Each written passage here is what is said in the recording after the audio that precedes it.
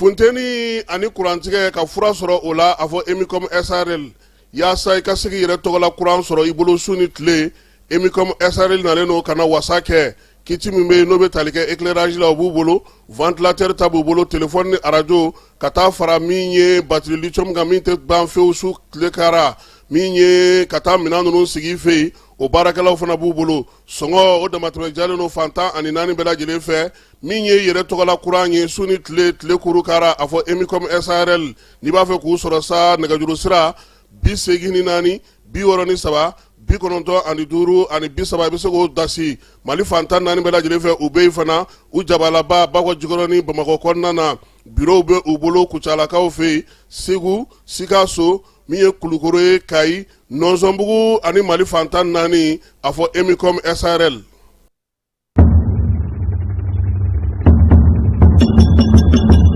Bolomafɛn sen filaw ka taa se a sen sabaw ma ni o bɛ tali kɛ moto ani katakataniw n'a ɲɔgɔnna wɛrɛw la olu bolili k'a sɔrɔ bugunatigɛ sɛbɛn foyi tɛ o la ni a bɛ wele ko plaque d'immatriculation kɔlɔlɔba de bɛ o la jamanadenw kan ani forobakana kan o de la minisiri min bɛ an ka jamana siraba taa ka segin ko ani minɛnkow bɛɛ lajɛlen kunna madame Danbele Maduna Susɔgɔ a ko k'a bɛ wele bila moto sen filatigiw sen sabatigiw ani katakatanitigiw ma aw minnu bɛ yen n'i k'a dɔn k'a fɔ aw ka bolomafɛn ninnu ma bugunatigɛ ni a bɛ wele ko numéro d'immatriculation o ma sigi a kan aw ka fɛɛrɛ kɛ ni nka aw ka sɛbɛnkow bila sen ka joona yaasa ka se k'aw ka bolomafɛnw ka olu bugunatigɛ kɛ o baara ninnu bɛna daminɛ ntɛnɛndon juin kalo tile 15 san 2026 yaasa o baaraw ka sira sɔrɔ minisiriso a ka cakɛda ɲɛmɔgɔyasoba min bɛ ni o ɲɛsinen bɛ siraba taa ka segin kow ma ni a bɛ wele ko direction générale des transports ale ni a bolofara minnu bɛ marabolow ni sigidaw bɛɛ lajɛlen kɔnɔ u kɛmɛ ni ka fɛɛrɛw bɛɛ sigi sen kan mun kosɔn ka se ka ninnu baara ninnu daminɛ k'u kɛ ka se u dan na sabula bolomafɛn sen fila ani sen saba ka taa se katakataniw n'a ɲɔgɔnna wɛrɛ ma minnu bɛ ni u ma bugunatigɛ fiyewu olu bolili bɛna kɔn Mali siraba bɛɛ lajɛlen kan wa maa tɛna bɔ maa la maa minnu bɛ ni olu bɛna i k'a dɔn u tulo gɛlɛya ka ni sariya ninnu sɔsɔ ɲangili bere bɛ ka u makɔnɔ k'a daminɛ sefa wari dɔrɔmɛ 200 la min sarali ye wajibi ye i jɔyɔrɔ la nɛgɛjuru sira fɛ o fɛnɛ kɔfɛ jamana ɲangili sariya ni a bɛ wele ko code pénal la o kɛmɛ ni ka kalo 3 kaso ka o yanga ka bila ka ni maaw makɔnɔ ani fo ka taa se alamani ma min dagosi bɛ taa sefa wari 24,000 na ni alamani ninnu bɛɛ lajɛlen saralen kɔfɛ i ka bolomafɛn a bɛ minɛ i la ni k'a lasago jamana fɛ fo ka taa fɔ i y'a sɛbɛn bɛɛ lajɛlen dafa waati min na a bɛ sɔrɔ ka segin i taya la minisiri min bɛ jamana siraba taa ka segin ko olu bɛɛ lajɛlen ɲɛnabɔli kunna a ko k'a dan bɛ aw ka faamuyaliko ɲuman a n'aw ka faso kanu na.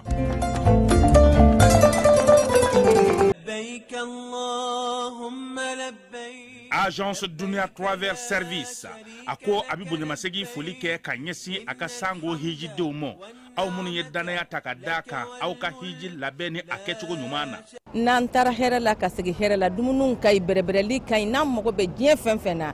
u b'a bɛɛ lajɛlen k'an ɲɛ donc an b'u fo k'u barikada. Directeur min tun b'an nɔfɛ n'o ye Amadu Mayiga ye a jɔra a jɔyɔrɔ la ɲɛmɔgɔya ko fɛn fɛn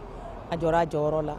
ka nisɔndiya mɔgɔw la ka mɔgɔw bɛrɛbɛrɛ ka koto mɔgɔw t'a la mɔgɔw tɛ min dɔn k'a ɲɛ yira mɔgɔw la an y'o baara de sɔrɔ duniya la. Kumu kelen kɔnɔ a ko ka aw bɛɛ lajɛlen laduniya silamɛ minnu bɛ Mali kɔnɔ ani minnu sigiyɔrɔ bɛnnen don diɲɛ jamana wɛrɛw ma k'a fɔ san wɛrɛ o hiji ni o umura o baaraw labɛnw daminɛna ka ban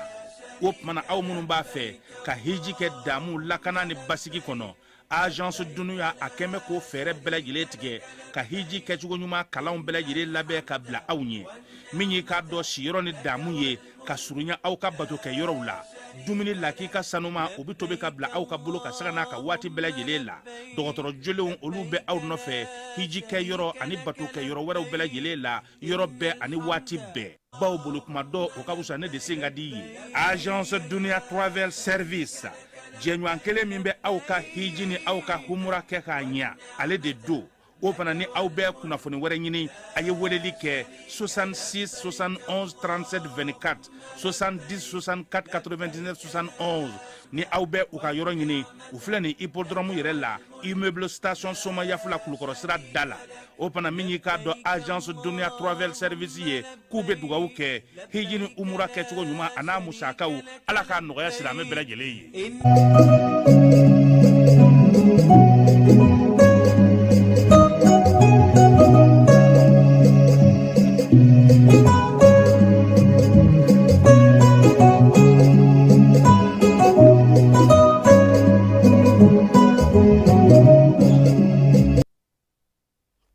filɛbaw ni an lamɛnbaw k'aw bɛɛ lajɛlen fo k'aw bɛɛ lajɛlen waleɲuman dɔn bi ye ntɛnɛn ye min ye juin kalo tile 15 san 2026 an ka bi sɔgɔmada in na baabu bɛna taa n'an ye bolimafɛnw ko ka plaki kɛ olu la moto sen 2 ani sen 3 k'a kɛra sugu o sugu ye plakiw tali baara bɛna kɛ cogo min kunun ko an ye baabu k'a kan ka sɔgɔmada in na an bɛna ji da ko sɛnɛ kan sabula maa caman bɛ yen u bɛ ka ɲininkaliw caman kɛ kunun ko min ye Baboyi Ja ye ale tun b'an ka kɛnɛ kan ale nana dɔw jaabi nka baara bɛna kɛ cogo min na bakuruba la an n'an da don la sɔgɔmada in na kalansow bɛ dabolo jumɛn na Mali jamana kɔnɔ bi musaka min bɛ ka don a la a ko bɛ cogo di an na dɔ fɔ o la min ye jamana yɛrɛ kɔnɔna na sa an b'a yira sa k'a fɔ fana wulikajɔw bɛ sen na kɛrɛnkɛrɛnnenya la maakɔrɔw seko ni dɔnko tigilamaw ni tabiyatigiw tɔgɔ la don min kan ka sigi nin dɔgɔkun in kɔnɔna na min ye nin kalo in tile 18 ka taa kunfɔri a tile 19 ɲɛfɔli na kɛ Mokutari Kiki Kone fɛ ni ale ye rekotara di o ɲɛmaaba ye ka taa se Sangɛmɔ fana ka minisiri Mamu Dafe Mamu bila ka taa ye n'o ye Amadu Jabate ale fana ye min sɔrɔ Sangɛmɔ kɛnɛ na an na o da o tulo kan an ka sɔgɔmada in na saraba o ye coupe du monde ye Falaye a kunungo ta ye biw donna dɛ 7 ni 1 bon 5 ni 1 fana kɛra nka o kɛra ka taa an juguya la Côte d'Ivoire u jɔsen ka ɲi Falaye worodugukaw bɛ se ndolanci la fɛn kelen de bɛ Falaye n'i ye Côte d'Ivoire bɔlɔntan lajɛ i bɛ se ka fɛn bɛɛ fɔ k'o t'a la o ye dusukolo ye o kelen Côte d'Ivoire bɛ se ka ci nka dusukolo o b'u ka ndolancilaw la dɛ bon o de b'anw jɛ Côte d'Ivoire kaw u ye 1 ni 0 kɛ kunu u don togo ɲɛna tulo na minnu kan ka taa bi fana Falaye ko dɔ bɛ bi dɛ Espagne an bi yɔrɔ ma ɲɛ dɛ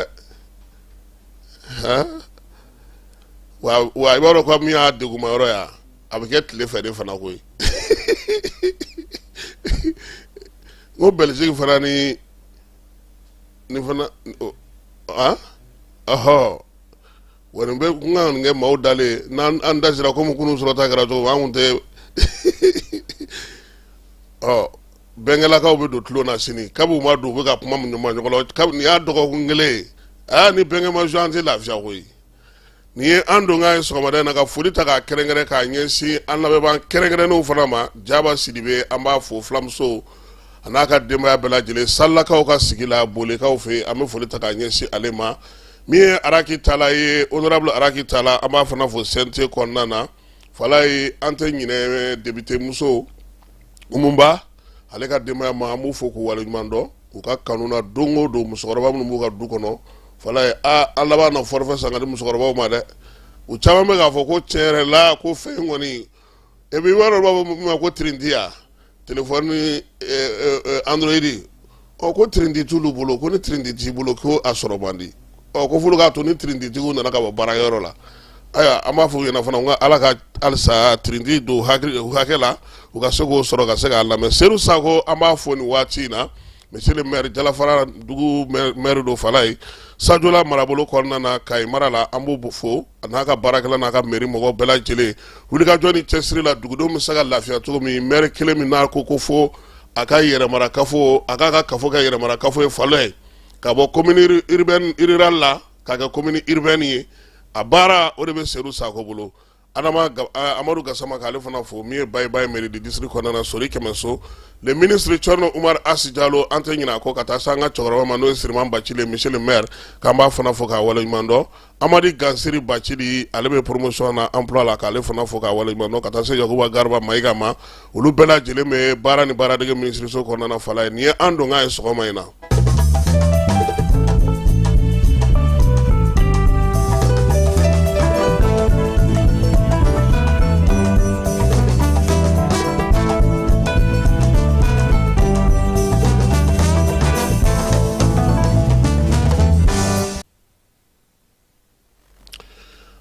an filɛbaw ni an lamɛnbaw k'aw fo k'aw waleɲuman dɔn Falaye bi an bɛna don Mali kalansow kɔnɔ anw ka jamana kɔnɔna na yan Falaye kalanso a ta don wulikajɔba bɛ kɛ fa bɛɛ lajɛlen fɛ ko kalanta sera denbaw bɛ wuli ko kalanta sera denfaw bɛ wuli ko kalanta sera ekɔlikaramɔgɔw bɛ wuli ko kalanta sera bɛɛ lajɛlen bɛ wuli k'i jɔ ko kalanta sera fala ye o ma tɛmɛ ka bɔ yen kalan bila waati ma se ɲɔgɔndan min bɛ kɛ kalanso kɔnɔna na n'an b'a fɔ o ma ko examɛnw an bɛ wuli k'an jɔ k'an cɛsiri o fana na yaasa o kɛcogo o n'o fɛnw sigicogo ɲɔgɔn kan o bɛ se ka ɲɛ cogo min nka nin waati fila ni ɲɔgɔn cɛ mun de bɛ kɛ kalanso kɔnɔ kalan yɛrɛ bɛ cogo di bi an ka jamana kɔnɔ yalama kalanko bɛ se ka da kalan ta don ni kalan kun fori don dɔrɔn ma wa fala ye tiɲɛ o bɛ ko in na a kuma a fɔli ka gɛlɛn i b'a ta fɔlɔ k'a fɔ ko min ye kalanso ye ale baabu ma bɔ ka bi kuma o kuma maaw b'a ye k'a fɔ ko u bɛ ko kunna u ti ko min ɲɛdɔn fala ye bi min ye mali kalansow ye olu yɛrɛ bɛ dabolo jumɛn na fɔlɔ denmisɛnw bɛ taa kalan kɛ so min yɛrɛ kɔnɔ o bɛ dabolo jumɛn na fɔlɔ kilasi dɔw bɛ yen tɔli to olu la denmisɛnnin dɔw bɛ yen ban to olu bolo min ye kalanso dɔw yɛrɛ kɔnɔna na mɛtiri fara ekɔlidenw ka fala ye f'an ka taa an sigi ɲɔgɔn fɛ yen ka taa ɲɛgɛnata kɛ yen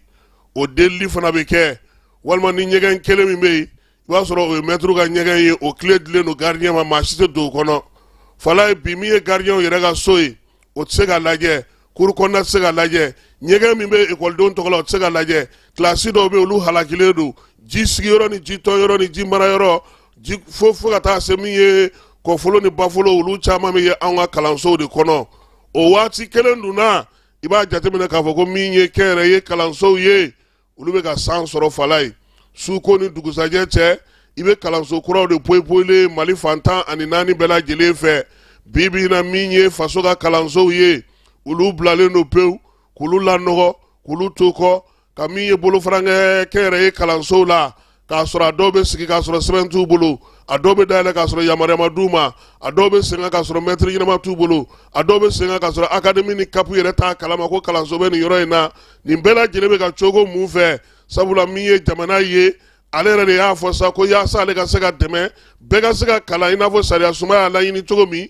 ko ka kalansow k'olu caya fala ye kɛnyɛrɛye kalansow a caman bɛ o dulonnen don fanga la dɛ o miliyari ka ca dɛ fala ye yen de i b'a dɔn k'a fɔ ko min ye ministère de l'éducation ye ko baara wɛrɛ b'u la min tɛ kalanko ye o musaka min bɛ di kɛnyɛrɛye kalanso dɔw ma n m'a fɔ a bɛɛ dɛ parce que bɛɛ t'a sɔrɔ minnu bɛ nin wari fana sɔrɔ fala ye olu yɛrɛ delila ka wuli k'u jɔ k'u ka juru bɛ fanga la n'an dɛmɛ o ta kɛra fɛn yɛrɛ ye nka jɔrɔna bɛ denbaw la bi fala ye bɛɛ y'i kɔ don kalan ma kuma tɛ kɛnyɛrɛye kalanso ekɔlimɛtiri ɲɛnama tɛ sɔrɔ a dɔw kɔnɔ karamɔgɔw yɛrɛ jɔn tɛ kalanso la fɔlɔ mɛtiri kun ka jɔrɔna ye mun ye fala ye n ka kalanso a jɛlen don wa n ka denmisɛnninw jɛlen don wa n ka denmisɛnninw ladamunen don wa u bɛ fini sanumanw don wa u bɛ baara kɛ cogo di nin si tɛ mɛtiri ka sira ye ka don kilasi kɔnɔ k'a ka kuru kɛ ka bɔ denmisɛnnin y'a faamu o y'a kungo ye n'a ma faamu o y'a kungo ye mɛtiri b'i senna teliya joona ɛri fila min b'a bolo faso kalanso la fala ye ka n'o ban ka taa tile tɔ bɛɛ lajɛlen kɛ min ye kɛnyɛrɛye kalanso la k'olu ka wari ka teli o bɛ di o nafa ka bon a bɛɛ dun bɛɛ lajɛlen tugulen don ɲɔgɔn na bi n'i y'an ka sigidaw ta k'u lajɛ fala ye min ye kɛnyɛrɛye kalansow ye u bɛ ɲini ka na caya ni jamana ka kalansow ye u dun wari bɛɛ lajɛlen bɛ bɔ jamana kun wa n'an m'an farati don dɔ la an bɛna wuli k'an jɔ k'a sɔrɔ kɛnyɛrɛye kalansow olu kɛlen don ka min ye faso ka kalansow bɛɛ lajɛlen tunu sabula bi mun bɛ sen na a tɔnɔmadali k'a dɔw yɛlɛma k'a kɛ kɛnyɛrɛye ye o bolodalen don yɔrɔ caman na bi min ye musaka min bɛ di san yɛrɛ kɔnɔ fala ye n'i ye kalansow ta k'a lajɛ ka kalanyɔrɔw ta k'a lajɛ ka denmisɛnninw kɛcogo lajɛ ka mɛtiriw lajɛ i jigi bɛ tigɛ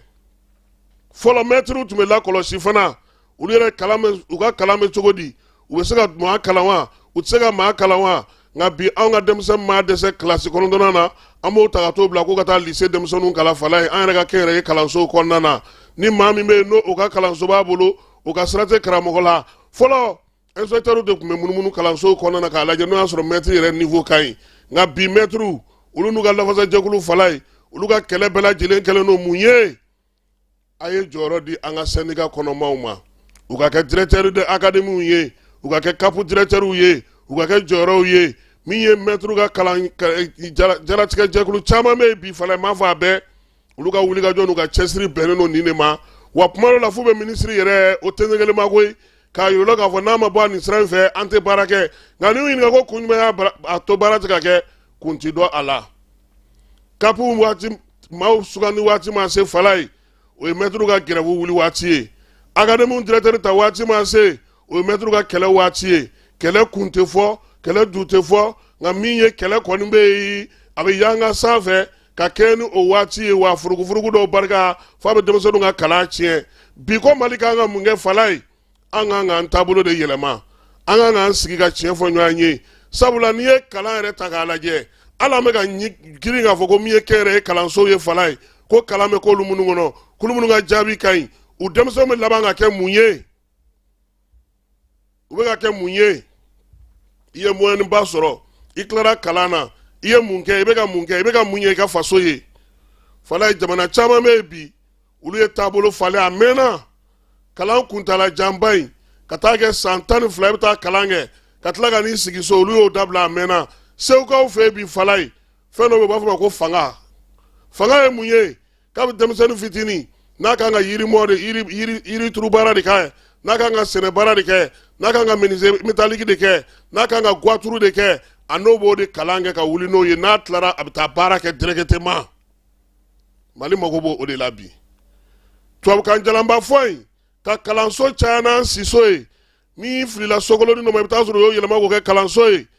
n'a ma bɔ a kɔnɔ miliyari mun bɛ ka don kalan na bi a bɛ se miliyari 6 n'a kunkanfɛn ma san o san nka a jaabi ye mun ye an yɛrɛ k'an sigi dɔrɔn an ka jaabi lajɛ kɛ san tɛmɛnenw ni bi cɛ an ye denmisɛnnin minnu kalan a dɔ jumɛn sera ka kɛ fɛn ye n'o filɛ nin ye ko olu filɛ nin ye olu jɛkulu filɛ nin ye u bɛ ka kɛ mun ye an bɛ ka kalan kɛ mun kama bi bi in na ni jɔrɔ bɛ denba caman na nka fɔda t'u bolo sabula ekɔli karamɔgɔw olu ka sira tɛ kalan na olu caman ko k'u ka wari u ka nafolo u ka sɔrɔ denmisɛnw kalanna u ma kalan u t'u ka sira ye ekɔli ɲɛmɔgɔw fɔlɔ fala ye olu jɔrɔnenba kun y'u ka kalanso ye u tun bɛ kalanso minɛ komi u b'u ka du minɛ cogo min fala ye an ka cɛkɔrɔba dɔ bɛ yen balabugu jawe jakite ala ka hinɛ a la a ko fɔlɔ n'a kun fɔra k'i ye mɛtiri ye dugu dɔ kɔnɔna na fala ye i ye mɛtiri ye e de bɛ lɛtiri sɛbɛn e de bɛ furakɛli kɛ e de bɛ nakɔw kɔlɔsi e de bɛ baganw kɔlɔsi wa dugutigi ka conseil fɔlɔ tun ye e de ye sabula e de ye maa kalannen ye dugu kɔnɔ bi a bɛ cogo di a bɛ cogo di bi o sen tɛ kɛnyɛrɛye kalanso bɛ miliyari mun minɛ san kɔnɔ mɔgɔ yɛrɛ y'a yira sa k'a fɔ ko wari in kɔni jamana kan k'a don fɛn wɛrɛ la bi min tɛ nin kalan in kɛcogo in ye sabula n ye miiriya min f'i ye segukaw fɛ yen o ɲɔgɔnna caman de bɛ yen bi maaw bɛ k'u ɲɛsin mun ma maa keguman bɛɛ bɛ k'i den nasi ɲɛsin baara ma baara min bɛ taa to n'a tilara a bɛ taa baara kɛ nka ka kalanjanba in kɛ a tɛ komi wari tɛ mɔgɔ a fala ye k'a bɛ dugu bɛ jɔ u bɛ taa reportage baden kɛ ka na n'a ye u b'a bɛɛ bila fo 20 heures ko ka na diffuser o b'a sɔrɔ tile banna anw tilara o la o a bɛ mun ɲɛ maaw y'a bɛɛ mɛn ka ban tile kuuru kaara u bɛ taa jamana kuma bɛɛ fara ɲɔgɔn kan ko fo 20 heures ka se u ka sɔrɔ k'o passe e yɛrɛ ni ala n'a kɛra caman bɛ diɲɛ min na bi fala ye baara kɛcogo ye nin ye yan mɔgɔ kana fɛn fɔ aw ye n'aw yɛrɛ k'aw sigi k'a jateminɛ dɔrɔn aw bɛ diɲɛ kibaruya bɛɛ fara ɲɔgɔn kan fo sufɛ fo nɛgɛ kanɲɛ 20 n'aw bɛna n'aw sigi o de la a bɛɛ tɛ se ka bɔ o a dɔw bɛ tile 100 k'u bolo o tɛ bɔ mɛ n'i y'a kɛ min kɛra min ka teli e m'a ye sisan u donna flash spécial la parce que jamana ka kibaruyaw tɛ se ka mara o kunun cɛ min fara nin ye ta a ma mara o kabini 13 heures n ko y'a passé o tun k'a bila ka 20 wa i b'a ye olu yɛrɛ bolo ko min bɛ lajɛ o de tɛ lajɛ donc kalanko in fana bɛ ten an bɛ k'an sigi ka nafoloba ta k'a don fɛn na fɛn min bɛ ka mɔgɔ dɔw de balo k'u yiriwa k'u kɔgɔ wa jaabi kisɛ kelen a t'a la fala ye n'i taara an ka sanayɛlɛ kalansow la ni IEM yɛrɛ tun ma bɔ yen sama sɔrɔ sanayɛlɛ kalansow datugura o parce que yen fana kɛra bosoni yɔrɔ dɔ de ye a tɛ se ka lakali quoi n'an b'an ka kalan taabolo falen an bɛ mɛn tan dɛ sɔgɔmada in na nin ye cadeau ye ka di minisiri filaw ma fɛɛrɛ fɛn fɛn mana sigi an ka jamana kɔnɔ fala ye ni tubabukan fɔla ninnu t'a la a tɛ ɲɛnabɔ de i b'a fɔ anw o don ko n tulo bɛ n dɔgɔnin Azizi kan na walahi a ye tiɲɛ fɔ a fɔra ko depuis ala ka diɲɛ da fala ye ko maa min ka nafolo ka ca ni diɲɛ bɛɛ ta ye ko maa si tɛ ko a la yanni diɲɛ wuli cɛ nafolotigiw ta na sira fɛ k'o ye maliyɛn de ye Kanku Musa k'a ye sanu min bɔ ka taa n'a ye fala o sanu bɔra ni machine jumɛn ye ne bɛ fɛ k'o de dɔn wa Azizi ka ɲininkali ye nin de ye machine de y'a bɔ wa ko maaw de y'a bɔ o y'a sɔrɔ machine tɛ yan o fɛɛrɛw taara min o kow taara min bi anw tugulen don kirikila la 9 la 8 la 10 a si tɛ se ka an denw kɛ 10 a t'an kɛ 11 a t'an kɛ 13 ye an tɛ kɛ balontanna ye an tɛ kɛ bololabaarakɛla ye an tɛ bɔ an nɔ na an tɛ taa ɲɛ kapudɛ dɛfu baki a donna ta a bɔra ta a si jaabi tɛ bi min bɛ se ka nafa ɲɛ Mali ye sabula n'u tilara kalan na n'u nana baarakɛyɔrɔ la an bɛ tila k'u kalan tuguni de denmisɛnnin si tɛna stage la ka ne to kiledu la fɛn fɛn mana na stage la fana an bɛ tila ka kalan de k'u kunna tuguni hali a dɔw tɛ se k'u tɔgɔ sɛbɛn stagiaire dama min dira ne yɛrɛ ma kiledu la hali n t'a da dɔn wa hali bi ni mɔgɔ min nana k'i bɛna na baara ta fo an ka tila k'i kalan e yɛrɛ b'u kalan o kalan ye mun ye i ye ka kalan kɛ kalan min tɛ se ka baara d'i ma o nafa jumɛn b'o la an bɛ t'o la kun jumɛn na tuguni an ka jamana nafolo bɛ ka ta ka don a la anw ko k'an bɛna miniw dayɛlɛ an bɛ fɛ ka k'an yɛrɛ ta ye an bɛ fɛ ka pétrole bɔ an bɛ fɛ ka lithium bɔ an bɛ fɛ k'an ka sanu k'an ta ye an t'o kalansow sigi sen kan an k'o labɛnw kɛ kabini denmisɛnninw fitinin o ka don u taabolo la an ka se ka nafa sɔrɔ n'o tɛ k'a daminɛ primaire na ka na i tɛ dɔwɛrɛ kɛ tubabukan kalanni kɔ o conjuguer le verbe manger olu n'a ɲɔgɔnnaw dɔrɔn de don n'i tila o la i bɛna mun kɛ u bɛna ko physique chimie histoire de la révolution française n'i tila o la i taara université la o ka jugu n'a tɔ bɛɛ ye taa socio anthropologie ou bien physique chimie ni fɛn ninnu ta ka taa kɛ ka denmisɛnninw kunkolo fa minnu yɛrɛ ka fisa dɔɔni minnu bɛ taa médecine sira fɛ kɛ sinon anw tɔw kɔni tɛ wa fɔlɔ nin bɛɛ la gouvernement bɛ concours kɛ u bɛ tila k'a fɔ ko non aw minnu bɔra socio anthropologie ni fɛn ninnu aw tɛ se ka concours kɛ géographie mɔgɔw aw tɛ se ka concours kɛ ala ka hakili ɲuman d'an ma ministre ni aw ka cadeau ye sɔgɔmada in na ka bɔ ne yɔrɔ.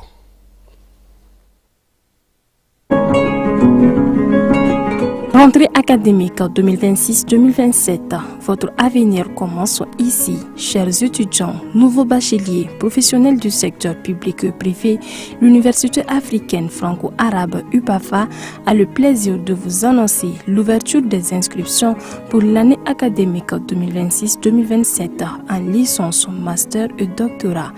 Rejoignez une institution engagée dans l'excellence académique, la recherche et la formation de leaders capables de relever les défis de demain. Comme formation disponible en licence, le frais d'inscription et de scolarité annuelle est de 25 000 francs CFA. La formation pédagogique est de 300 000 francs CFA. Quant au master, le frais d'inscription et de scolarité annuelle est de 51 000 francs CFA. Et pour la formation pédagogique est de 500 000 francs CFA par an. Enfin, le doctorat, le frais d'inscription et de scolarité annuelle est de 65 000 francs CFA. Comme formation pédagogique est de 1 200 000 francs CFA. Les places sont limitées. N'attendez pas la dernière minute pour garantir votre admission. Une seule adresse à retenir, rectorat UPAFA Sotuba à Seya, près du monument de la Victoire. Faites le choix de l'excellence. Construisez votre avenir. Inscrivez-vous dès aujourd'hui pour la rentrée académique 2026-2027. Université africaine franco-arabe UPAFA, ensemble vers le savoir, l'innovation et la réussite.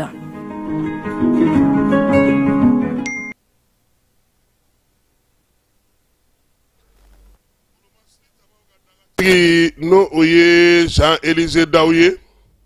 ko k'a da maliden bɛɛ lajɛlen tulo ka armée ka wuli ka jɔn n'a ka cɛsiri senfɛ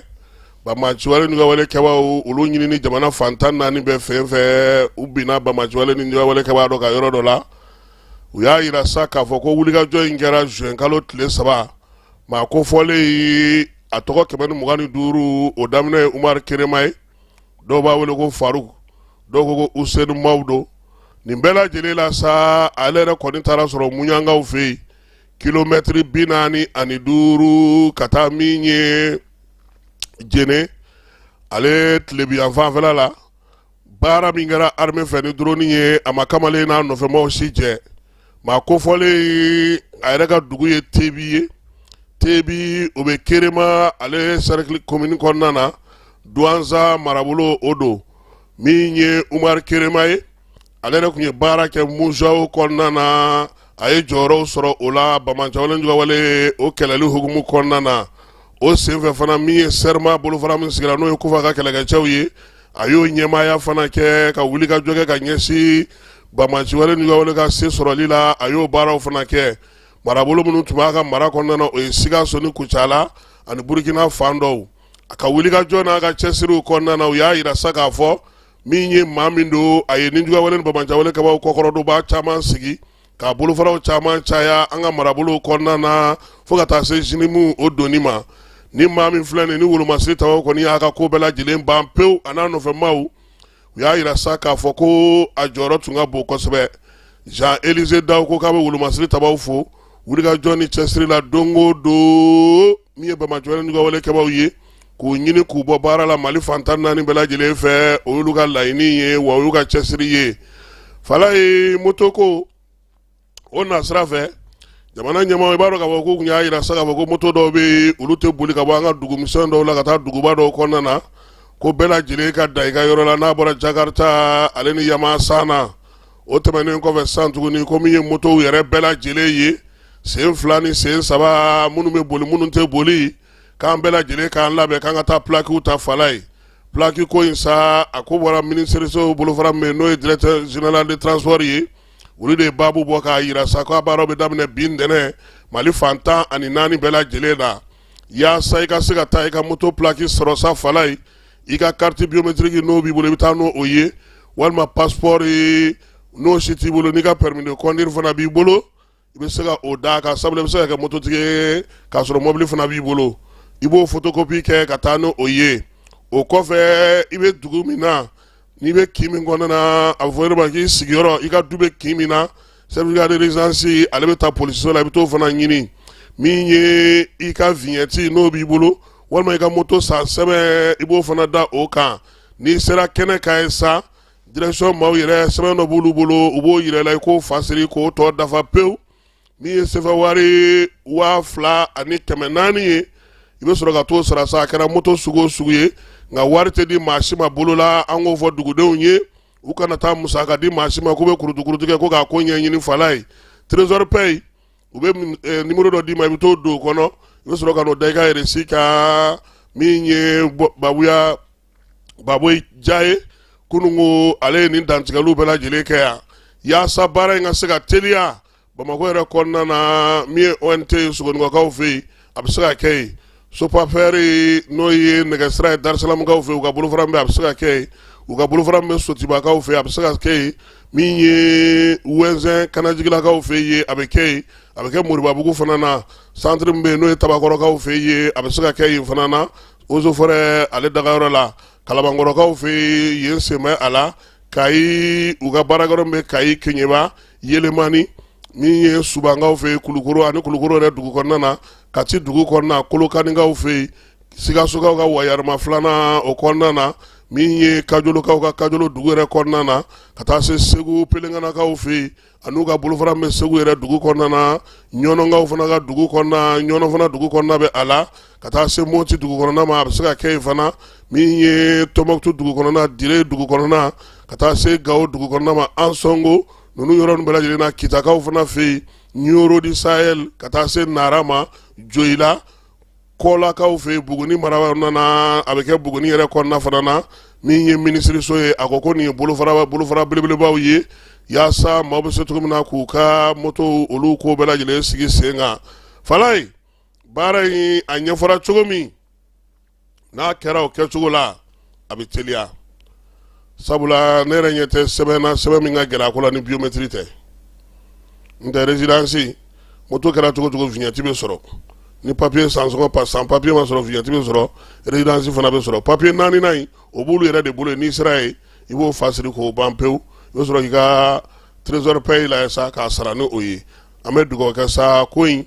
a dabɔra kun min kama a ka se ka kɛ ka ɲɛ jamanadenw k'u nafalan sɔrɔ a la malidenw ka tɔn min bɛ kɔ kan n'a sigilen don a ɲɛmaw b'an ka jamana kɔnɔ yan nin waati in na n'a bɛ f'o ma ko CSDM ale ye a ka kɔngɛrɛba 2nan sigi sen kan kɔngɛrɛ in tɛmɛnen kɔfɛ sa u ye wasa don maa min na o kɛra Bayidi Darame Bayidi ale ni kunnafonidilaw ye ɲɔgɔn ye baara mun b'a bolo u b'a fɛ sa maliden minnu bɛ kɔ kan olu ka sigiyɔrɔ u ka soko bɛ se ka ɲɛnabɔ cogo min wolomasiri tabaw ka se ka ɲɛ sɔrɔ ko la banki min bɛ yen n'o bɛ malidenw tɔgɔ la ko fɔ sa k'o fana sigi sen kan Bayini Dramé kunnafoni senfɛ a ye kibaruya min fɔ Kiba Jalo ka micro la an ka jɛ ka o lamɛn. Bon, kunnafoni kun ye anw ye an ka bureau de renouveler. Normalement 100 bureau kan ka renouveler. 2021 an ye congrès extraordinaire dɔ kɛ Mémorial Modibo Keïta la. Ne sigira comme président. Bon, n ka mandat banna. Ni mandat banna, an ka sɛbɛn b'a jira i bɛ congrès kura de kɛ. Donc an ye congrès kura kɛ bureau kura bɔr'o kɔnɔna la. U ye réélu ka danaya d'u ma. Donc en ko maintenant an bɛ presse wele mun b'an fɛ k'a fɔ presse ye an b'a fɛ ka mun k'an ka jamana ye. Donc an y'o de kɛ sɛbɛnfura la n'an ko dossier de presse avec nos projets an ka projet prioritaire minnu ka gɛlɛn an ma kosɛbɛ y'a ye. Donc o bɛna kɛ dans les 6 mois à venir u bɛ daminɛ activité bɛ daminɛ. Projet caman de don. Donc projet fɔlɔ an ko an bɛ jeunes minnu bɛ Mali la n'u b'a fɛ ka taa tunga la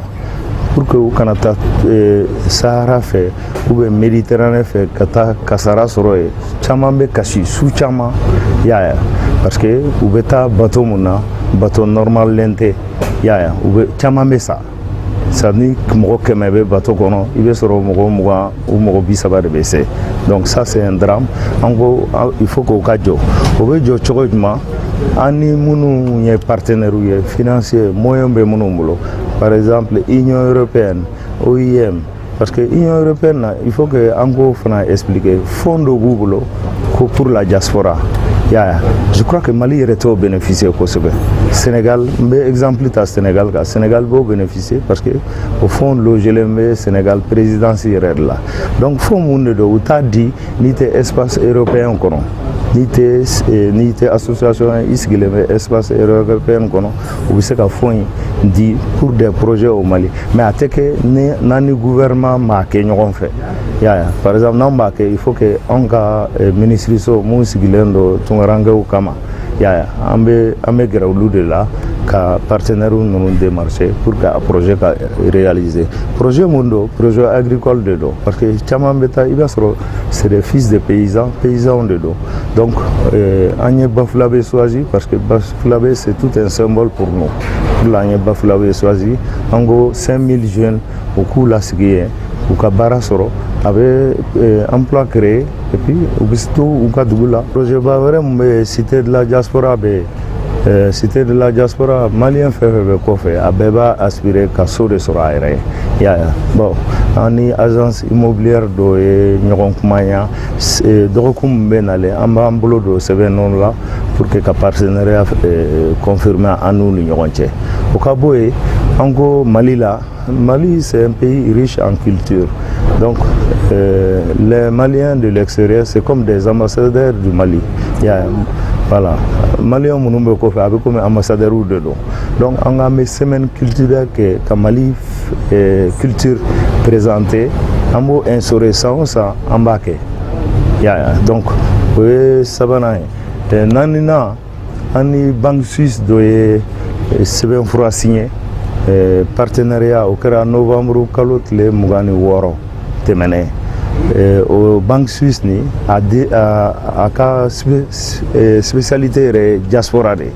C'est une banque dédiée à la diaspora. Donc a bɛ an permis parce que kɔfɛ an ka mɔgɔ caman bɛ sɛbɛn t'u bolo ni sɛbɛn t'i bolo i tɛ se ka taa banque la ka compte dayɛlɛ mais avec an ka partenaire ni u bɛ se ka taa u bɛ carte visa d'u ma u bɛ se ka transfert d'argent kɛ et puis u bɛ se k'u ka projet immobilier financer. O banque in yɛrɛ bɛ na u ye laudi ta k'u bɛ na a bureau dayɛlɛ yan. 16e président Bayini Dramé ni ye ale ka laseli ye fala ye ni ala sɔnna a ma nin kalo in tile 18 a n'a tile 19 min ye don kɛrɛnkɛrɛnnen bɛ sigi san o san dugutigiw kabilatigiw ale ni an ka jamana marakɛbaw tɔgɔla sa ale baara bɛna sigi sen kan ɲinanta yi a ko bɛnbɛ wɛrɛ dɔrɔn ta ka don jamanakuntigi Asimi yɛrɛ ma baaraw kɔni bɛna kɛ min kan sa an ka danbew kɔlɔsibaw k'olu cogo k'o sigi sen kan an ka laadakɔrɔ n'an ka tabiya n'an ka maanifinya kɛcogo an'an ka kokɔrɔw k'olu bɛɛ lajɛlen don sen na min ye baabu bɛna talikow la a yirala sa k'a fɔ ko maaw bɛɛ lajɛlen welelen don ka na nin ko in kɛnɛ kan sabula danbetigiw la kɔlɔsilibaw olu k'an ka sigi sen kan yaasa ka se an ka danbe n'an ka tabiyaw k'olu matarafali baaraw kɛ Mokhtar Kiki Kone ni ale rekotradi ɲɛma ye an ka jɛ ka ale lamɛn. Bismillahirrahmanirrahim. Allahumma salli ala sayyidina Muhammad wa ala ali Muhammad. An bɛ Ala fo k'a barikada. An ka jamana ɲɛma a y'an ŋaniya min ta k'a ɲɛsin jamana laada kow ma an bɛn'o kɛnɛ de kan n'o ye président Asimi ye. A ma ɲina kɔrɔlen kɔ a ma ɲina danbe kɔ a n'an ka minisiri Dafe. U ko dɔnko ani seko dɔnbaa bɛɛ ɲamakalaw dɔrɔn tɛ maa o maa n'a y'a sɔrɔ k'a fɔ k'i ye dɔnko ni seko taabaa ye maa o maa ye laadatigi ye bɛɛ ka ɲɔgɔn sɔrɔ yan kalo tile 18 a n'a tile 19 an ka jɛ ka masala an ka kokɔrɔ tɛmɛnenw kan o bɛ se ka kɛ sababu ye ka bɔda caman jira maa caman na laada dɔ bɛ e ka dugu la o tɛ nin ka dugu la dɔnko dɔ bɛ e ka dugu la o tɛ nin ka dugu la o la ni bɛɛ lajɛlen ya ɲɔgɔn sɔrɔ yan ka baro k'o kan kalo tile 18 a n'a tile 19 a ka ca Ala fɛ a bɛ bɔda caman jira an na jamana ɲɛmaa ye o de ta k'o fana bonya di anw ɲamakalaw ni tontigi bɛɛ lajɛlen ma ni dɔnko bɛɛ lajɛlen artisiw b'o la dɔnnikɛla bɛɛ b'o la k'a b'a fɛ an bɛɛ ka ɲɔgɔn sɔrɔ yan k'an ka haminakow jira ɲɔgɔn na k'an ka laadaw fɔ ɲɔgɔn ɲɛna jamana taabolo ni jamana nabolo kan a ka ca Ala fɛ dɔ bɛ taa dɔ sɔrɔ dɔ ka hakilila kɔnɔ a ye wele bila de kɛ anw ma électorat jama bɛɛ lajɛlen ka bonya b'a la ne électorat président ye Mokhtar Kone donc n'u y'o bonya sɛbɛnnen na a bɛ komi a sɛbɛnna Mali ɲamakala bɛɛ lajɛlen la ɲamakala bolo bɛɛ Mali ɲamakala bolo bɛɛ a sɛbɛnn'o bɛɛ lajɛlen la o tuma anw fana dun tɛ se ka taa k'an jatigiw to dugutigiw to danbetigiw to donc nin y'an bɛɛ lajɛlen ka ko laɲininen ye jamana masakɛ fɛ o ka kɛ k'an hakililaw jira ɲɔgɔn na o kama ne sigira bi ka wele bila bɛɛ lajɛlen an ka ɲɔgɔn sɔrɔ yan kalo tile 18 n'a tile 19 CCB la k'o ko ɲɛnamaya hakɛto b'a ka sala la Muhammad. Ayiwa Falaye n'Ala sɔnna ma Mokhtar Kone k'an y'a ka wele mɛn Amadu Dagabaisa an b'a fɔ k'a waleɲuman dɔn ale ye Mokhtar ka dangan dɔ électorat kɔnɔna na a fana jɔyɔrɔ ka bon hali n'o y'a sɔrɔ premier ministre ka baarakɛyɔrɔ la a chargé de mission don Dagamaisa an b'a fɔ k'a waleɲuman dɔn n'o ye Amadu Dagamaisa ye seko ni dɔnko halisa sangɛmɔ ale kɔni banna pewu n ye Ture wele a ko k'an ka mugu fara bɛ n'ale dɛ a ko k'a bɛ n'ale ko filen dɔw bɛ yen ko a bɛ na n'olu fara ɲɔgɔn kan ko k'olu bila ka na n k'a kɔni DC bɛ taa yen dɔn n'a y'a di DC mɔgɔ ma kɔni ni fɛn fɛn bilara DC kɔni kɔnɔ anw tɔgɔ la an b'o sɔrɔ sabula anw yɛrɛ ni DC bɛɛ ye kelen ye donc an bɛ taa yen Amadu Jabate Dafe ye ale de bila ka taa minisiriso tɔgɔ la n'o y'a ka chargé de mission ye ale ye min sɔrɔ ka fɔ minisiriso yɛrɛ ka kunnafonidilaw ye an ka jɛ ka o lamɛn sangɛmɔ kan.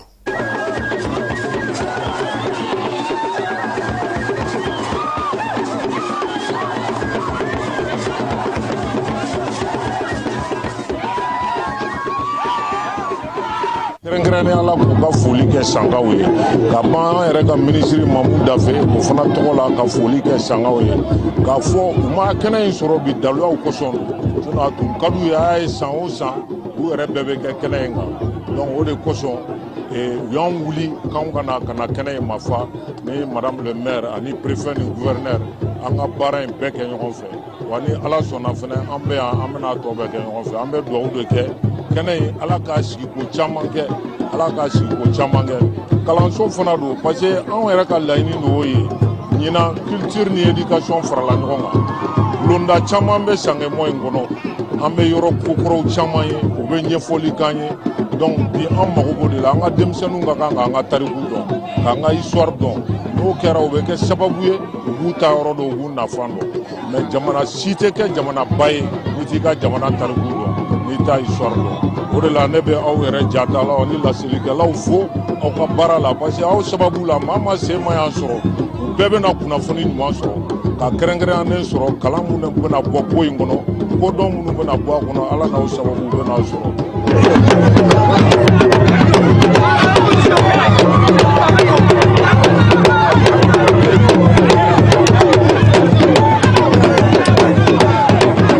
La délégation qui est là, nous remercions surtout la délégation du ministère qui est là avec nous, le chargé de mission, le directeur national des patrimoines culturels, tous les services de sécurité, le premier vice-président du conseil régional de Ségou, les chefs de service de la culture, les délégations, les conseillers de la mairie, la commission d'organisation, la population de Parana, notamment nous remercions la chefferie traditionnelle des Sangs, la chefferie traditionnelle de Parana, la chefferie traditionnelle de Terekungo, qui ont bien voulu encore, comme chaque année, la 6e édition pour que la fête traditionnelle de Sankemo se tienne. Donc nous les remercions vivement pour vraiment le respect de la tradition. Et nous, en tant que collectivité, nous avons l'obligation de les accompagner. C'est dans cette perspective que cette année encore, nous avons bien voulu nous associer avec l'accompagnement des chefferies traditionnelles pour que les rites traditionnels de la fête traditionnelle de Sankemo puissent se tenir. Donc nous remercions l'accueil des chefferies de Terekungo et de Parana qui ont bien voulu vraiment, avec le décalage de temps. Bien entendu, nous commencions les activités préalablement à 19h. Cette année, on est venu à peu près à 17h. Donc ça a été compréhensif des chefferies traditionnelles que nous remercions vivement avec les restrictions qu'on a mis en place, notamment la décision du gouverneur qui a mis les restrictions de circulation à partir de 21h30 et aussi la décision des restrictions des attroupements que la mairie aussi a fait. Je pense que c'est sur les différentes plateformes. Nous avons aussi fait beaucoup d'informations et de sensibilisation par rapport aux courses de motos, notamment les rallyes et autres, qui sont des pratiques de la jeunesse et qui doivent vraiment aller vers le changement de comportement. Puisque c'est un rite, voilà, et puis c'est des histoires, c'est une histoire. Donc dans une histoire, tu vas trouver que la chefferie traditionnelle de Sang a son rôle à jouer, la chefferie de Terekungo a son rôle à jouer, et notamment de Parana. Donc ce sont des familles qui se sont donné la main, et aussi avec bien entendu toutes les autres familles et la population sanoise pour parvenir chaque année à l'organisation de cette fête traditionnelle. Nous venons à féliciter Jara, Sangao mairie. Falaye ame dawla kaw ka du mɔgɔw fo sabula ni y'a mɛn sangemo tarawelelakaw ni dawlakaw do ko ale ni faramugu o faralen ɲɔgɔn kan o timɛli baaraw kɔnɔna la n'a ladalako bɛɛ lajɛlen ka sanga bɛɛ lajɛlen fo baara ale kɛko ɲuman na ɲinan ta kun ye tako 626 n'a ye min ye 627 o ye san wɛrɛ ye ala ka o yira an bɛɛ lajɛlen na Aba Ture ale y'an ka maa ye sangaw fɛ Santoro o arajo directeur ye ale an b'a fana fo a n'a ka denbaya maaw bɛɛ lajɛlen ka san bɛɛ lajɛlen fo olu sababuya la bi sɔgɔmada in na hiji ta banna pewu hijidenw seginna ka na sisan sa a kɔni ko tɔ bɛ min bolo o ye kimɛli ye délégué général ni o ye maa minnu taara sa n'u ta lakɔlɔsili kɛ maa 133 Falaye olu ye ɲɔgɔn sɔrɔ tilelafana dunna kununko ka ɲɛmaa fɛ n'o ye Ousmane Saliou ye ACI la an ka cɛ de n'o ye Ibrahima Jawara ale fana tun b'a kɛnɛ kan. An balima asilamɛw assalamu alaikum. An seginnin kɔfɛ ka bɔ Magan déléguéw y'a laɲini Dr Ousmane Saliou Traoré fɛ ka taa ɲɔgɔn sɔrɔ a fɛ yen nɔ bi dimanche doaba in na le 14 juin 2026 cogoya min na ka taa ɲɔgɔn fo ka taa ɲɔgɔn barikada ka dugawu don kɛ ɲɔgɔn ye ala ka san wɛrɛ ta yira na. يا أيها الذين آمنوا اتقوا الله حق تقاته ولا تموتن إلا وأنتم مسلمون. دو يلي نيجا يا أوتر الغفران في نقو أو وكادو من غو كنا تقول نقو problem فوي تاو في الغفران كادو من غو لا والله إننا لو بين نيجا تيتو أنا دومني كيفوا أم بس كاتو دي مغروم. أم بالماو ninkembe la da koy délégué bela jelen to wala keren anga délégué religieux to wala ambe fole ga kata ministre minye an kilen bela jelen subandi na ma jali ala ta ko fate mo si subandi do ale me an subandi kam la lisila amba katla kam be che kanti Abdul Fattah Sisema ko anga ta baraka le docteur fana sera ka an minɛ o minɛ cogo kelen na an taara o baara kɛ ale bolo o baara ko organiser baga fɔlɔfɔlɔ ko kɛ docteur Ousmane Salihu Tarawele ale de délégué religieux organiser kabiri yan nɔ kabiri an bɛ Bamako ka réunion kɛ fo ka taa se midi ka taa Maka fo ka taa ko kun kɛ an bɛ ale fana fo an y'an t'o la ka délégué commission bɛɛ lajɛlen fo i n'a fɔ sous-commission communication o ɲa ɲɛmɔgɔ olu minnu ye kunnafoni partager ani dumuni ko ani hébergement ani santé mɔgɔw ani transport mɔgɔw an ye nin bɛɛ lajɛlen fo ka d'a kan hiji tɛ taa ninnu kelen-kelen si kɔ. A docteur Ousmane Salihu Tarawele u bɛ ɲɔgɔn sɔrɔ a fɛ yen nɔ cogoya min na ka taa sigi ka taa hakili jagabɔ kɛ balimaya la silamɛya la sindiya la ka ɲɔgɔn fo ka ɲɔgɔn waleɲuman dɔn an balima silamɛw o tɛmɛnen kɔfɛ k'u tɛgɛ don minɛn kelen kɔnɔ ka dugawu kɛ ɲɔgɔn ye an tun b'o kɛnɛ de kan bi ACI 2000 la a ka nin soba in kɔnɔ le 14 juin tilegan in na an balima silamɛw. سبحان ربك رب العزة عما يصفون وسلام على المرسلين والحمد لله رب العالمين. ka ministre ka foli fɔ aw ɲɛna Dr Abdul Fatah Sise a yɛrɛ ma nafolo a bɛ Makan a bɛ ci dɔw la a b'an kalama yan k'a ka foli da o kan ka maison de aji personnel bɛɛ ka foli da o kan hijiden bɛɛ lajɛlen kɔntana ka ye tiɲɛ yɛrɛ la serie kɛra tiɲɛ yɛrɛ la a kɛra ala kama ko yɛrɛ ye a m'a fɔ an bɛ foli kɛ an bɛɛ lajɛlen tɔgɔ la tiɲɛ yɛrɛ la an nisɔndiyara walahi an nisɔndiyara kosɛbɛ nin bɛɛ ka ɲɔgɔn sɔrɔ yan nin kɛnɛ kelen ɲɔgɔnna kan ala t'a kɔfɛ a ɲɔgɔn man ca wallahi an bɛ Bamako an bɛ ɲɔgɔn dɔn mais an bɛɛ ka jɛ ka ɲɔgɔn sɔrɔ kɛnɛ kelen kan nin cogo la ten nisɔndiya nin fɛn na a man ca donc n'o bɛɛ nana kɛ mɔgɔ min ka so kɔnɔ ala la o ye nisɔndiyaba ye dɛ donc ka bɛɛ fo ka bɛɛ lajɛlen waleɲuman dɔn. Nin kɛnɛ in ka sa déléguéw caman an y'u ye o tɛmɛnen kɔfɛ maison de aji a directeur général adjoint an y'a ye kɛnɛ kan a n'a baarakɛla caman an balima silamɛw ka na fara déléguéw kan ministre tɔgɔ la directeur tɔgɔ la Dr Abdul Fatah Sise alhamdulilayi cogoya min ni sigiba in an ka jɛ ka kɛ ɲɔgɔn fɛ k'an tɛgɛ don minɛn kelen kɔnɔ ka dugawu kɛ ɲɔgɔn ye ka ɲɔgɔn fo ka ɲɔgɔn waleɲuman dɔn. محمد سيد الكونين والسكنين والفريقين من قرب ومن عجم مولاي صل وسلم دائما ابدا على حبيبك خير خلق كلهم. Ayiwa alhamdulillah an balima silamɛw b'a fo ni ka waleɲuman dɔn an bɔlen kɔfɛ Makasa alhamdulillah an ka ɲɛmɔgɔ n'o ye diinɛ ko ɲɛmɔgɔ hiji la Dr Ousmane Salihu Tarawele a y'an wele ka na bi cogoya min na an kana sigi balimaya sindiya ka ɲɔgɔn fo ka dugawu kɛ ɲɔgɔn ye baara min kɛra cogoya min na ala ka san wɛrɛ ta yira an na an balima silamɛw Dr Ousmane Salihu an b'a yɛrɛ fo ka waleɲuman dɔn a ye nin baara ɲuman ba in kɛ inshallah an bɛ dugawu kɛ ya rabi san wɛrɛ ta ala ka yira an na Mali ala ka sabati Mali ala ka bama Mali ala ka kiti Dr Ncini Bagaji ala ka san wɛrɛ ta yira an na inshallah shukran barakallahu fikum aw kan bɛn inshallah Ibrahim Jawara ka bɔ ACI 2000 la Makan tɛ ACI 2000 don wa salamu alaikum.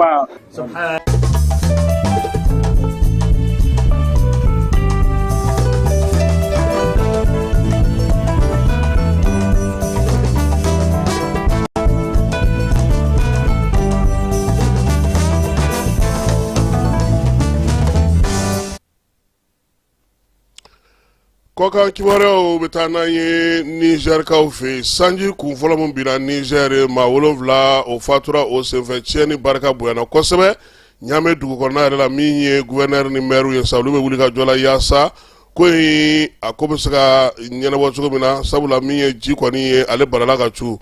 Niger jamanakuntigi n'o ye Abdramane Chani ye ale tɛgɛ nɔ bila décret la décret min b'a yira sa k'a fɔ k'u ka Mariama Jibril ale kɔni nin y'ale senbɔlen Niger kaya la pewu ka sabuya kɛ a ye kuma ni bɔforola kuma min ta ka ɲɛsin Niger yɛrɛ ma min ye jamana hakɛw ye ani jamana ka fɛɛrɛw ni jamana ka lakanako ye a ye lagosili min ta ka ɲɛsin u ma Marokokaw fɛ olu ka banque min bɛ Banque mondiale ka conseil d'administration ale y'a yira sa k'a fɔ a bɛna i bolo don Maroko kɔrɔ ni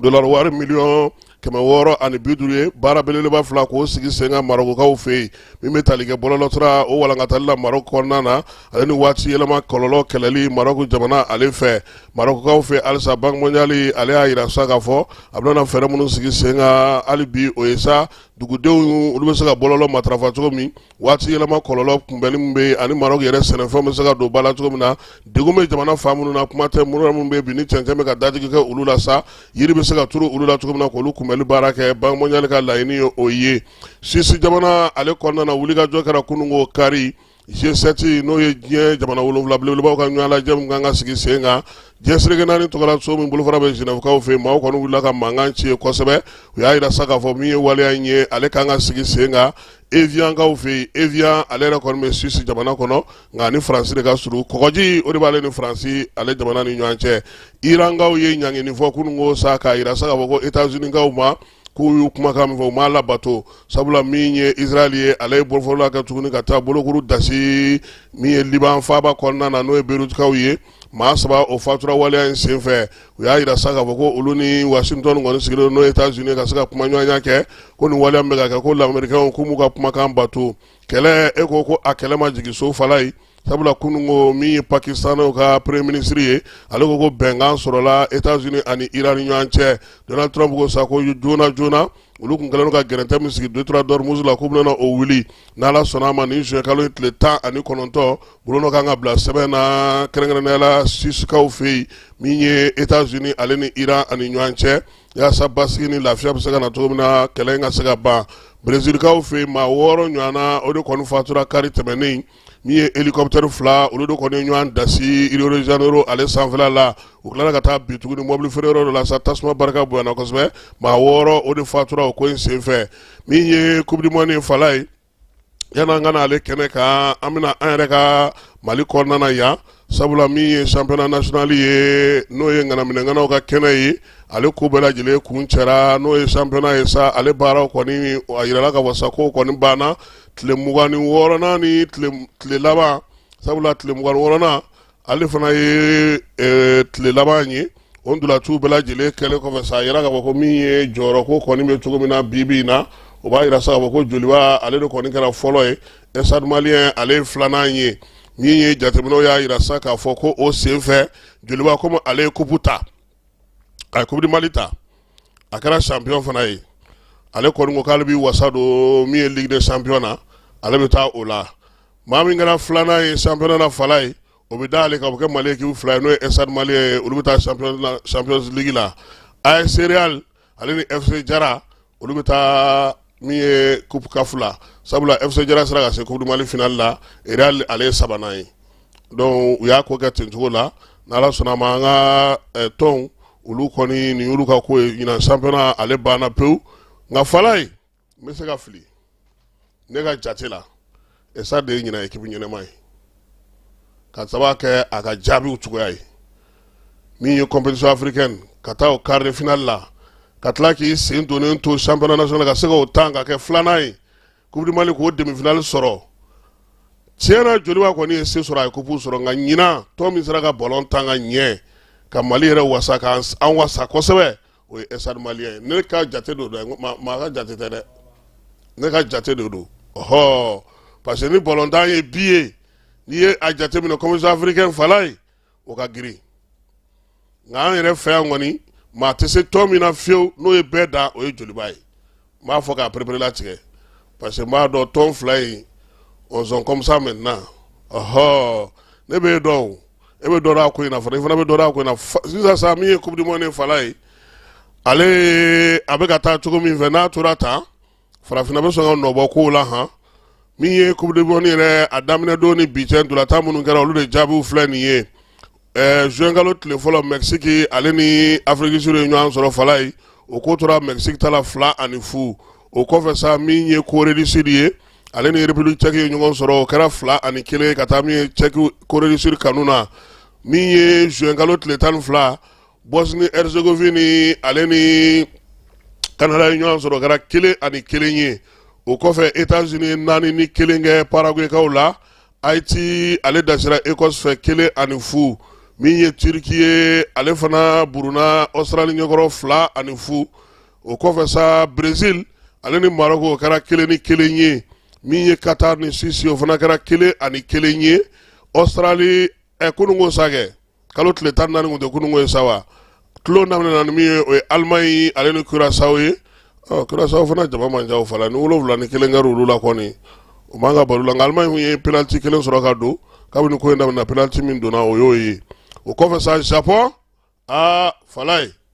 Japon ye ko kɛ kunun dɛ Japon ni Hollande misitulɔbaw tigiw Japonu le fila ni fila kɛ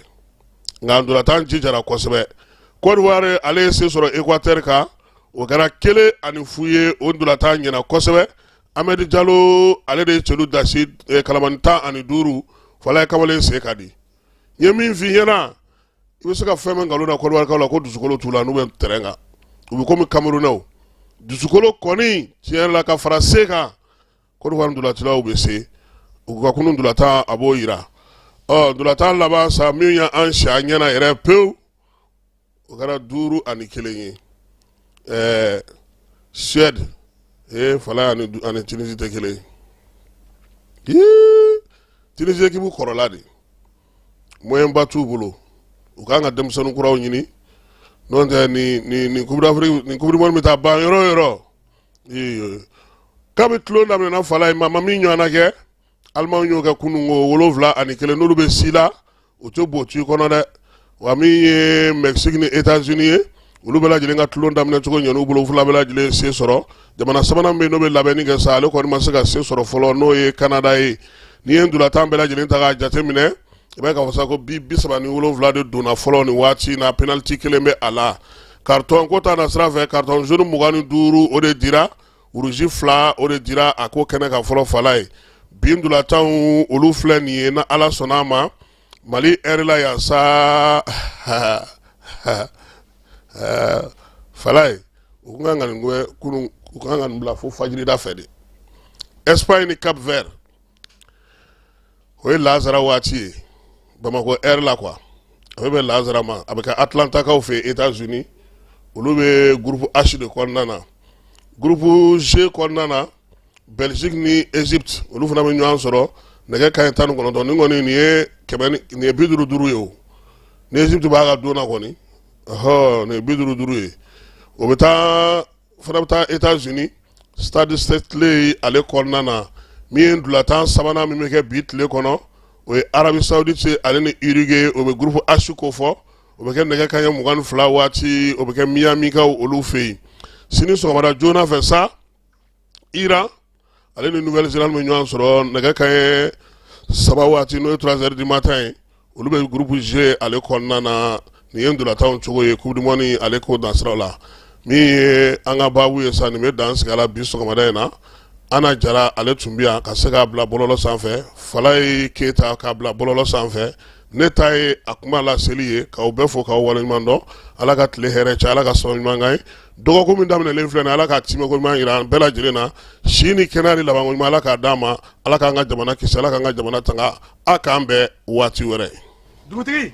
ni wari dafara e passe d'a kan ka sira di ne ma. Sunkalo e kunkolo a tɛ yen dugu wari ko o d'i ma fo dugu ani dugu dun wari t'a de o kɔni kuma t'a la sa e ka sama mɔnɛ to yen i yɛrɛ ta Sita Sidi ka numéro filɛ nin wari ci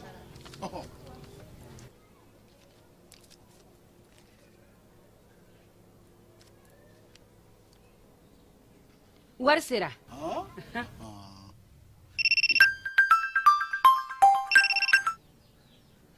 Allo i ye wari sɔrɔ